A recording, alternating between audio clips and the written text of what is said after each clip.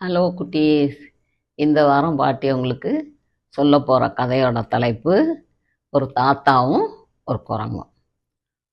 ஒரு ஊரில் ஒரு தாத்தா ஒரு காடெல்லாம் தாண்டி ஒரு காட்டுக்கு அங்கே ஒரு தோட்டம் வச்சுருந்தாராம்.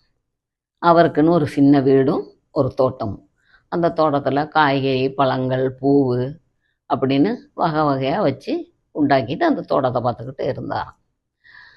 அப்போ இந்த தோட்டத்துக்கு பூவில் உள்ள தேன் குடிக்க, சின்ன சின்ன பழங்கள் சாப்பிட அப்படின்னு நிறைய பறவைகள், குருவிகள், சின்ன பட்டர்ஃப்ளை, தேனி, வண்டு அப்படி நிறைய வருமா. தாத்தாவுக்கு அதை பார்க்க ஒரே சந்தோஷம். கலர் கலராக பட்டர்ஃப்ளை வர்றது, வகை வகையாக அழகழகான குருவிகள் வர்றது, தாத்தாவுக்கு ஒரே சந்தோஷம். சின்ன சின்ன பழங்களை தின்னுட்டு அதுக்கெல்லாம் வந்து சாப்பிட்டுட்டு போகுமா. தாத்தா தோட்டத்தையெல்லாம் க்ளீன் பண்ணி வச்சுருக்கோம். உள்ளுக்கு காய்கறியெல்லாம் போட்டு வச்சுருந்ததை ஒரு குரங்கு குட்டி ஒன்று. அந்த குரங்கு குட்டி வந்து ஏதோ காயை பிச்சு சாப்பிட்டுக்கணும். தாத்தாவுக்கு அந்த குரங்கு குட்டி வர்றது பிடிக்கவே இல்லை.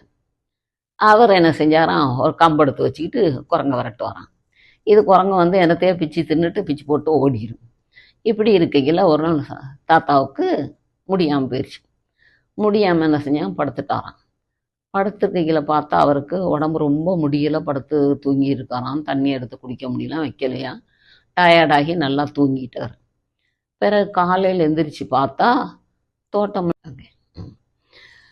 தாத்தா படுத்துருக்கிற இடத்துல அன்னைய முழுக்க எந்திரிக்க முடியாமல் அப்படியே போக பார்த்தா தோட்டமெல்லாம் குப்பையாக கிடக்குதான். செடிகள் எல்லாம் லேசாக வாடின மாதிரி இருக்குதான். அவரால் எந்திரிக்க முடியலை. என்னடா நம்மளால் சாப்பிடவும் முடியலை, ஒரு தண்ணி எடுத்து குடிக்கவும் முடியலை, என்ன பண்ண போகிறோம் அப்படின்னு யோசிச்சவர் திரும்பவும் படுத்து தூங்கிட்டானான். டயர்டில் அவருக்கு முடியலை. அடுத்த நாள் எந்திரிச்சு காலையில் பார்க்குறாராம், தோட்டமெல்லாம் கொஞ்சம் க்ளீனாக இருக்கான். செடிகளும் வாடின செடிகளுக்கும் கொஞ்சம் தண்ணியாக ஊற்றிருக்கான். ஆனால் பார்க்கையில் தோட்டத்தில் பார்த்தா கொஞ்சம் தோட்டத்தில் எல்லாம் க்ளீன் பண்ணி வச்சுருக்கான். செடிகளுக்கும் கொஞ்சம் கொஞ்சம் தண்ணி ஊற்றிருக்கான்.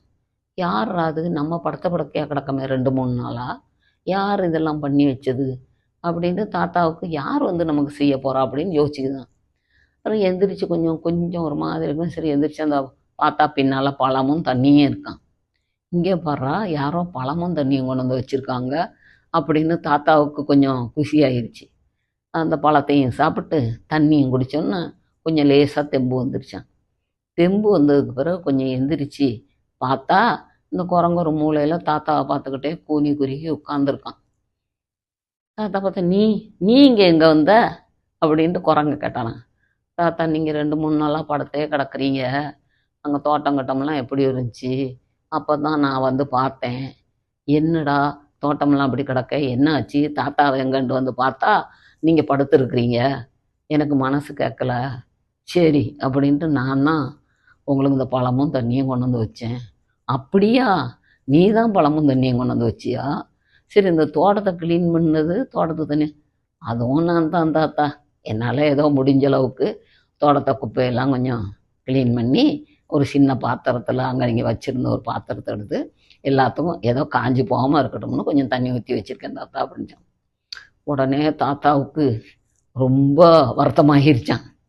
ஐயோ, இந்த குரங்கைத்தானே நம்ம அடிச்சு விரட்டணும், மற்றதெல்லாம் வந்து சந்தோஷமாக தின்னுட்டு போனதெல்லாம் ஒன்றையும் காணுமே, அடித்து விரட்டுனது நம்ம மேலே இறக்கப்பட்டு வந்து இவ்வளோ ஹெல்ப் பண்ணியிருக்கேன்னு கிட்ட கூப்பிட்டாரான். அது பயந்து கிட்ட வந்துச்சான். வந்தோன்னா தாத்தா கட்டி பிடிச்சிட்டு அவருக்கு அழுகையே வந்துருச்சான்.